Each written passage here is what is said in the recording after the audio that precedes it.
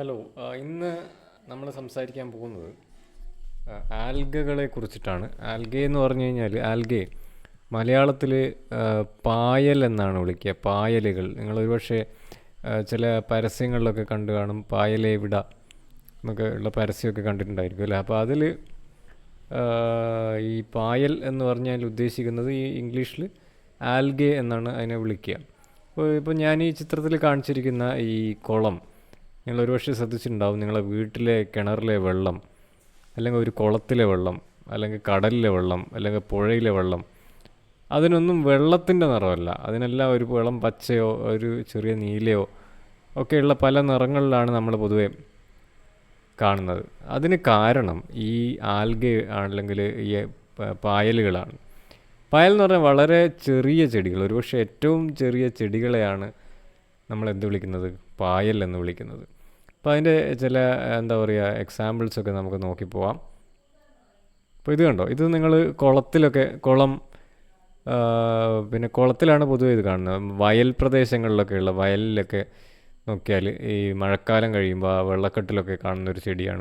ഒരു ഒരു ഒരു ആൽഗയാണിത്, ഒരു പായൽ വർഗത്തിൽപ്പെടുന്ന ഒരു ചെടിയാണിത്. പിന്നെ കിണറിലും മറ്റുമൊക്കെ എന്താ പറയുക മറ്റുള്ള വെള്ളത്തിലൊക്കെ കാണുന്ന ഇതൊക്കെ ഏകകോശ ജീവികളാണ്. ഇതിന് പച്ച നിറമുണ്ട്. ഇപ്പോൾ പച്ച നിറമുണ്ട് എന്ന് പറഞ്ഞാൽ നമ്മളെന്താ മനസ്സിലാക്കേണ്ടത്, അതിന് സ്വന്തമായിട്ട് അതിൻ്റെ ഭക്ഷണം ഉണ്ടാക്കാൻ പറ്റും. നമുക്ക് സ്വന്തമായിട്ട് ഭക്ഷണം ഉണ്ടാക്കാൻ പറ്റില്ല അല്ലേ. സ്വന്തമായിട്ട് വെച്ചാൽ നമ്മൾ അടുക്കളയിലേ ഉണ്ടാക്കാൻ പറ്റുള്ളൂ. അല്ലാതെ അത് നമ്മൾക്കിപ്പോൾ വെയിലത്ത് പോയി നിന്ന് കഴിഞ്ഞാൽ ഭക്ഷണം ഉണ്ടാക്കാൻ പറ്റില്ല. പക്ഷേ ഇതിനങ്ങനെയല്ല. കുറച്ചൊരു വെയിലും കുറച്ച് വെള്ളവും കുറച്ച് കാർബൺ ഡൈ ഓക്സൈഡും കിട്ടിക്കഴിഞ്ഞാൽ അതിന് സ്വന്തമായിട്ട് ഭക്ഷണം പാകം ചെയ്തെടുക്കാൻ പറ്റും. അപ്പം പ്രകാശ സംശ്ലേഷണം എന്ന് പറയുന്ന ഗുണം അവർക്ക് ചെയ്യാൻ പറ്റും. പിന്നെ അതാണ് ഇതൊരു സിംഗിൾ സെല്ലുലാർ ഒറ്റ കോശമുള്ള ഒരു ആൽഗയാണിത്. ഇനി ഈ ആൽഗയുടെ ഒരു എന്താ പറയുക, ആൽഗയുടെ ഒരു കോശം എങ്ങനെ ഇരിക്കും എന്ന് ചോദിച്ചു കഴിഞ്ഞാൽ ഇതാണ് അതിൻ്റെ ഒരു കോശത്തിൻ്റെ ചിത്രം എന്ന് പറയുന്നത്. ഇതൊന്നുകൂടെ വലുതാക്കി കഴിഞ്ഞാൽ ഇതുണ്ടോ. അപ്പോൾ അതിൽ സെൽ വാൾ എന്ന് പറയുന്ന ഒരു ഭാഗമുണ്ട്. ഏറ്റവും പുറമേയുള്ള ഭാഗത്തിൻ്റെ പേര് സെൽ വാൾ എന്നാണ്. അതാണ് അതിൻ്റെ പ്രൊട്ടക്ഷൻ, അതിൻ്റെ കവറിങ് ആണത്. അതിൻ്റെ ഉള്ളിലൊരു പ്ലാസ്മ മെംബ്രെയിൻ എന്ന് പറഞ്ഞൊരു ഭാഗം കാണും. അതിനകത്തുള്ള ഭാഗത്തിനെയാണ് നമ്മൾ സൈറ്റോപ്ലാസം എന്നാണ് വിളിക്കുക. അത് ലിക്വിഡാണ്, 80% അതിൽ ലിക്വിഡാണ്. അത് കഴിഞ്ഞാൽ ഇതിൽ പച്ച നിറത്തിലുള്ള ഭാഗങ്ങൾ, ക്ലോറോപ്ലാസ്റ്റ് എന്ന് പറയുന്ന ഭാഗങ്ങൾ കാണും. അതാണ് ഇതിനെ ഈ പ്രകാശ സംശ്ലേഷണത്തിന് അല്ലെങ്കിൽ സ്വന്തമായി ഭക്ഷണം ഉണ്ടാക്കാൻ അതിനെ സഹായിക്കുന്നതാണ്. പിന്നെ ന്യൂക്ലിയസ്, ഇങ്ങനെയൊക്കെയുള്ള ചില സ്ട്രക്ചേഴ്സാണ് ഇതിനകത്ത് കോമൺ ആയിട്ട് കാണുന്നത്. ഇതൊരു പായൽ ചെടിയുടെ ഒരു കോശം നമ്മൾ മൈക്രോസ്കോപ്പിലൂടെ കാണുമ്പോൾ വലുതായിട്ട് ഇങ്ങനെയാണ് ഉണ്ടാവുക. അതിൽ ആ പച്ച നിറത്ത് കാണുന്നതൊക്കെയാണ് അതിൻ്റെ ഈ ക്ലോറോപ്ലാസ്റ്റ് അല്ലെങ്കിൽ ഹരിതകം എന്നൊക്കെ നിങ്ങൾ സ്കൂളിലൊക്കെ പഠിച്ചിട്ടുണ്ടാവും. ഇതാണ്. ഇതും അതേ ഇമേജ് തന്നെയാണ്. ഫിലമെൻ്റസ് ആയിട്ടുള്ള ഒരു ഫിലമെൻ്റ് പോലെയുള്ള ഒരു ആൽഗയുടെ കോശമാണിത്. ഇതും ഫിലമെൻ്റസ് ആയിട്ടുള്ള ആൽഗകൾ ഇപ്പോൾ ഞാൻ വലുതായിട്ട് കാണിച്ചു കഴിഞ്ഞാൽ ഇതാണ് ഈ ആൽഗ ഇങ്ങനെ. അപ്പോൾ അതിൽ കോശങ്ങൾ ഇങ്ങനെ ഒന്നിനോ തൊട്ടായിട്ട് ഒരു ഫിലമെൻ്റ് പോലെ, ഒരു മുത്തുമാല പോലെയൊക്കെയാണ് അതിൽ കോശങ്ങൾ അറേഞ്ച് ചെയ്തിരിക്കുന്നത്. അപ്പോൾ വളരെ സിമ്പിളായിട്ടുള്ള, അതായത് ഈ ചെടികൾക്ക് ഇലകൾ എന്നോ തണ്ട് എന്നോ വേര് എന്നോ ഒന്നും പറയാനില്ല. വളരെ സിമ്പിളായിട്ടുള്ള സ്ട്രക്ചേഴ്സ് മാത്രമേ ഉള്ളൂ. ഇത് വേറൊരു പറഞ്ഞ പോലെ ആൽഗയുടെ വേറൊരു കോശമാണ് ഈ കാണുന്നത്. അപ്പോൾ ഇതിൽ നിങ്ങൾക്ക് കാണാൻ പറ്റും പച്ച നിറത്തിലുള്ള ക്ലോറോപ്ലാസ്റ്റുകൾ കാണാൻ പറ്റും. ഇത് വേറൊരു ആൽഗയാണ്. ഇതിനും ഈ പറഞ്ഞ പോലെ സൂക്ഷിച്ച് നോക്കിയാൽ ഇത് കോശങ്ങൾ നമുക്ക് കാണാൻ പറ്റും. ബയോളജി പഠിക്കാത്ത ആളുകൾക്ക് വേണ്ടിയിട്ടാണല്ലോ ഈ ക്ലാസ്. അപ്പം വളരെ സിമ്പിളായിട്ടുള്ള ബേസിക് കാര്യം മാത്രമേ ഞാൻ പറയുന്നുള്ളൂ. കോശം എന്ന് പറഞ്ഞാൽ ഇപ്പോൾ ഇതിൽ കണ്ടില്ലേ നിങ്ങൾ, ഓരോരോ കോശങ്ങൾ ഇവിടെ 1, 2 നമുക്ക് എണ്ണാൻ പറ്റും ഇതിൽ കോശങ്ങൾ. ആ കോശങ്ങൾ ചേർന്നിട്ട് ഫിലമെൻറ്റുകൾ ഉണ്ടാകുന്നതും നമുക്ക് ഇതിൽ കൃത്യമായിട്ട് കാണാൻ പറ്റും.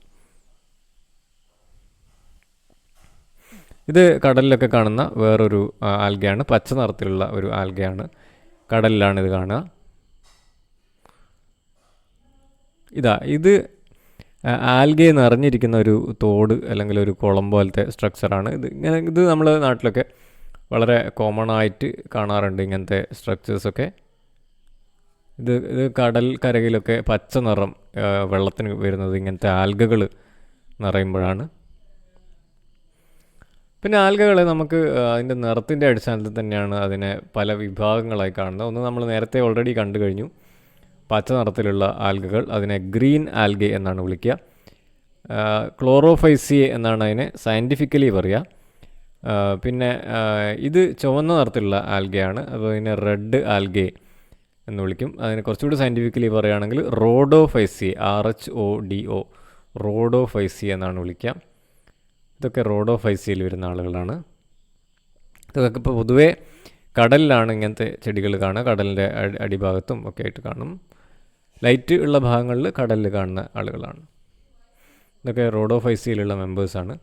ഇത് ഒരു ബ്രൗൺ നിറത്തിലാണല്ലോ കാണുന്നത്, ഇത് ബ്രൗൺ ആൽഗെ എന്നാണ് വിളിക്കുക. അപ്പോൾ നമ്മൾ ഗ്രീൻ ആൽഗെ കണ്ടു, റെഡ് ആൽഗെ കണ്ടു. ഇത് മൂന്നാമത്തെ കാറ്റഗറി ആയിട്ടുള്ള ബ്രൗൺ ആൽഗയാണ്. ഇത് സാധാരണ നമ്മുടെ തലശ്ശേരിയോ മാഹിയിലോ ഉള്ള കടപ്പുറത്തൊക്കെ ഈ ചെടി ഒരുപക്ഷെ നിങ്ങൾ കണ്ടിട്ടുണ്ടായിരിക്കും, ഇല്ലെങ്കിൽ കടൽക്കരയ്ക്ക് പോകുമ്പോൾ ഒന്ന് നോക്കുക. സർഗാസം എന്നാണ് ഇതിൻ്റെ പേര്. ഇത് ബ്രൗൺ ആൽഗെ അഥവാ ഫിയോഫൈസി എന്നാണ് ഈ ഗ്രൂപ്പിൻ്റെ പേര്. പിന്നെ ഇങ്ങനെയുള്ള ഒറ്റ കോശമുള്ള ഒരുപാട് ആൽഗകളുണ്ട്, സിംഗിൾ സെല്ലായിട്ടുള്ള. ഇത് വെള്ളത്തിൽ ഡ്രോപ്ലെറ്റ് എടുത്ത് നോക്കിക്കഴിഞ്ഞാൽ, ഇപ്പം നമ്മുടെ കിണറ്റിലെ വെള്ളത്തിലായാലും ഏത് വെള്ളത്തിലായാലും ഇങ്ങനെയുള്ള കുഞ്ഞു കുഞ്ഞു ആൽഗകൾ ഉണ്ട്. പിന്നെ ഇങ്ങനെ പാറയിലൊക്കെ ഒരുപാട് ആൽഗെ ഫിലമെൻറ്റ്സ് ഇങ്ങനെ ഒട്ടിക്കിടക്കാം. കടൽക്കരയിലൊക്കെ പോയാലോ അല്ലെങ്കിൽ പുഴയിലുള്ള കല്ലുകളിലും ഒക്കെ ഇങ്ങനത്തെ നിങ്ങൾ കണ്ടിട്ടുണ്ടായിരിക്കും. ഇതും ഒരു ആൽഗയാണ്, ഗ്രീൻ ആൽഗെ. ഇത് പച്ച നിറത്തിലുള്ള ആൽഗെ ആയതുകൊണ്ട് തന്നെ ഗ്രീൻ ആൽഗെ എന്നാണ് വിളിക്കുക. ഇത് കടലിൻ്റെ അല്ലെങ്കിൽ വെള്ളത്തിൻ്റെയൊക്കെ അടിയിൽ നിന്നുള്ള ഒരുപാട് ആൽഗകളുടെ പിക്ചറാണിത്. അപ്പോൾ ആൽഗകളെക്കുറിച്ച് ഏകദേശം ഒരു മിനിമം ധാരണ ഉണ്ടാക്കാൻ വേണ്ടിയിട്ടാണ് ഈ ചിത്രങ്ങൾ കാണിച്ചിരിക്കുന്നത്. അപ്പോൾ എന്തെങ്കിലും സംശയങ്ങളുണ്ടെങ്കിൽ കമൻറ്റ് ബോക്സിൽ ഇടുക.